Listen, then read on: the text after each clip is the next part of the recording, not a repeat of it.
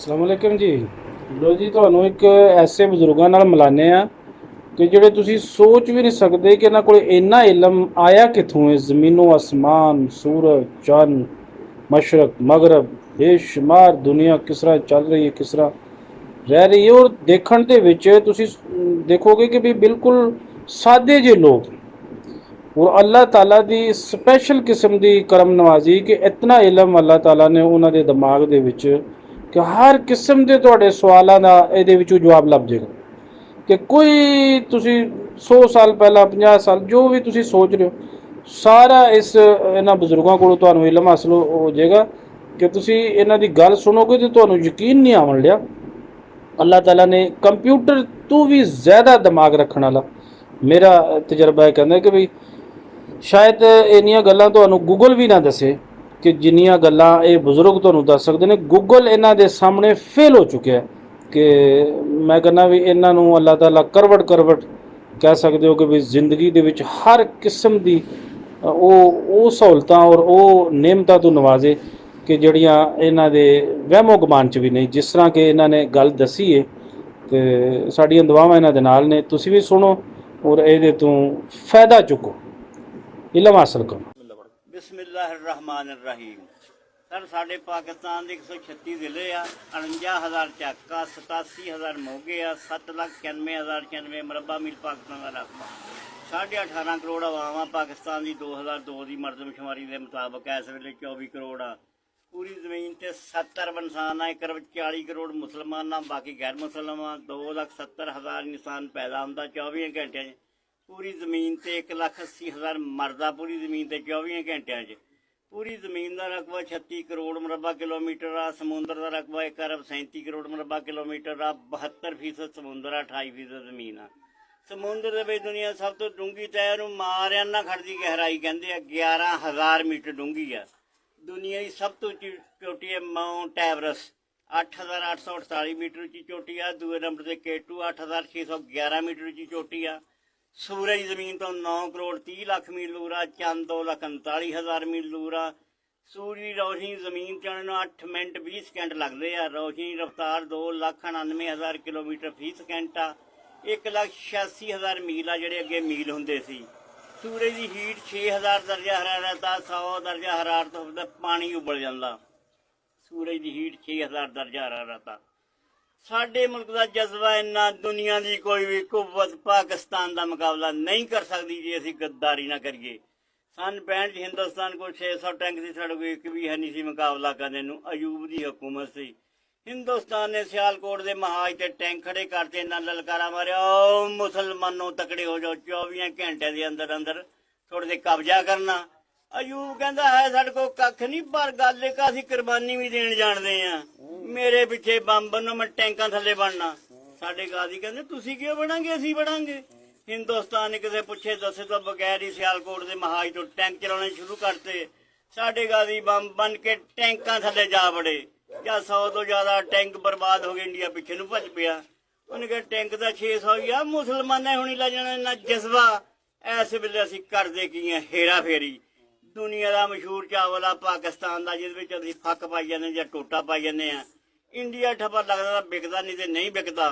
किन्नों तो पेटियां गोंगलू पाई जाने, मिर्चां का आटा पाई जाने। असीं अपना भी रिजल्ट खराब किया तां पिछे हाँ। सर जिस मुल्क की तालीम अगे आ उस मुल्क अगे आ, जिस घर की तालीम अगे घर अगे आजमा लियो। 1 साल तो लैके 10 साल तक बच्चे नूं रूप ना आवे, वो कहदे मैनूं रूप आउणा ही नहीं। इनू 10 साल तो लगे 20 साल तक जवानी ना आई, वो कहदे मैनूं जवानी आउणी नहीं। इनू 20 साल तो लगे 30 साल तक अकल ना आई, वो कहदे मैनूं अकल आउणी ही नहीं। जिन्हू 30 साल तो लगे 50 साल तक दौलत ना आई, वो कहदे मैनूं दौलत आउणी नहीं।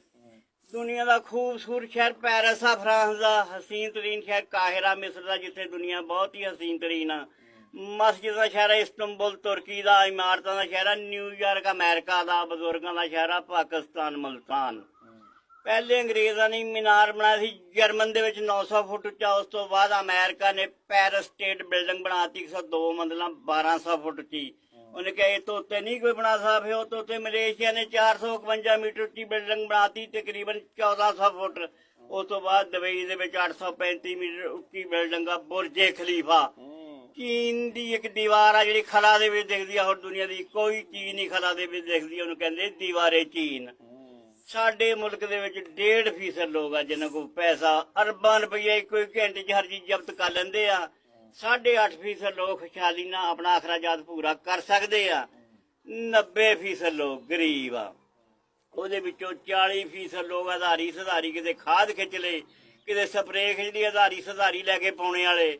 50% ਲੋਕ ਆਧਾਰੀ ਸੁਧਾਰੀ ਵੀ ਨਹੀਂ ਲੈ ਸਕਦੇ। ਇਸ ਵਜ੍ਹਾ ਨਾਲ ਸਾਡੇ ਮੁਲਕ ਦੀ ਔਸਤ ਕੰਮ ਆ। ਨਹਿਰੀ ਨਿਜ਼ਾਮ ਪੂਰੀ ਦੁਨੀਆ 'ਚੋਂ ਅੱਛਾ, ਉਹਦੇ ਬਾਵਜੂਦ ਖਾਲੀ ਡੈਮ ਹੈ ਨਹੀਂ। ਜਦੋਂ ਬਾਰਿਸ਼ਾਂ ਪੈਂਦੀਆਂ 26ਵੇਂ ਦਿਨ ਜਾ ਕੇ ਬਹਿਰਾ ਅਰਬ ਦੇ ਵਿੱਚ ਪਾਣੀ ਡਿੱਗਦਾ, 1800 ਕਿਲੋਮੀਟਰ ਫਾਸਲਾ ਕਰਕੇ ਪਾਣੀ ਸਮੁੰਦਰ ਡਿੱਗ ਜਾਂਦਾ। ਇਹਦਾ ਕੋਈ ਫਾਇਦਾ ਨਹੀਂ, ਕੋਈ ਗੱਲ ਨਹੀਂ, ਕੋਈ ਬਾਤ ਨਹੀਂ। ਹਰ ਦਰਿਆ ਦੇ ਡੈਮ ਹੋਣੇ ਚਾਹੀਦੇ, ਡੈਮਾਂ 'ਚੋਂ ਨਹਿਰਾਂ ਕੱਢਣੀਆਂ ਚਾਹੀਦੀਆਂ। ਪਾਕਿਸਤਾਨ ਦੀ ਔਸਤ 3 ਗੁਣਾ ਜ਼ਿਆਦਾ ਹੋ ਸਕਦੀ ਆ।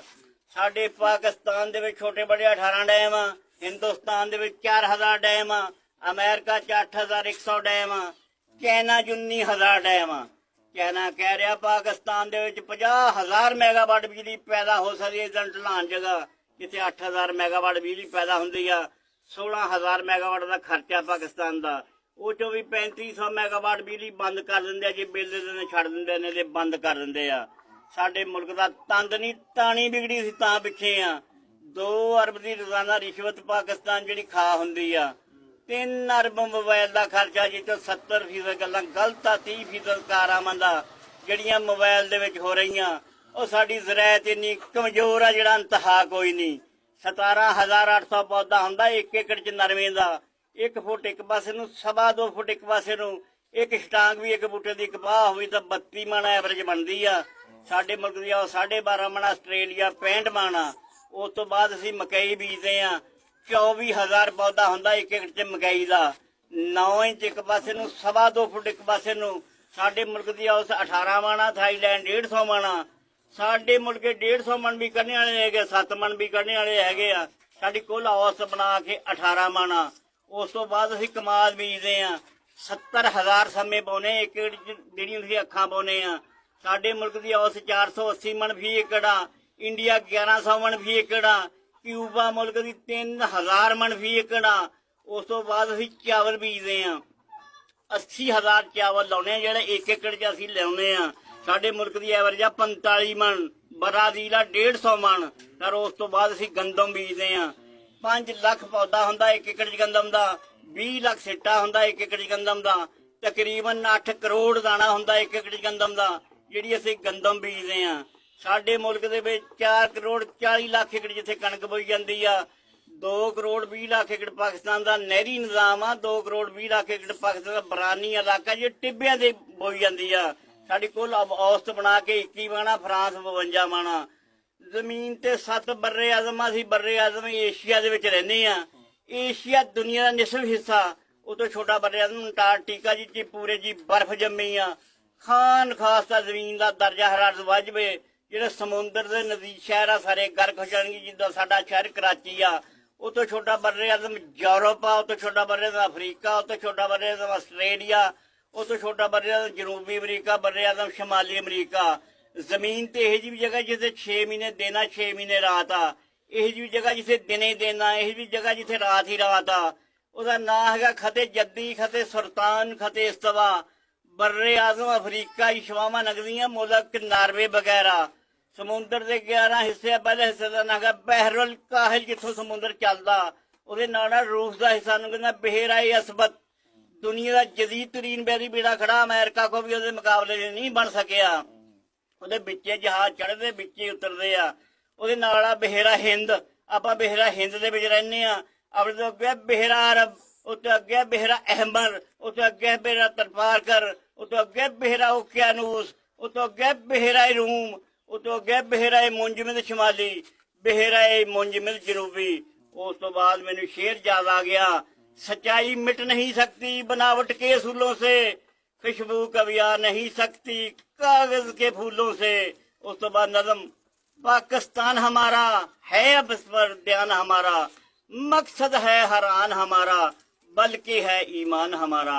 मुल्क चढ़े बीमान हमारा, प्यारा पाकिस्तान हमारा, इस पर अपना खून बहाया, लाखों जाने देकर पाया, हो अब इस पर फजल खुदाया, दिन दूना हो रात सबाया, मुल्क जी आलीशान हमारा।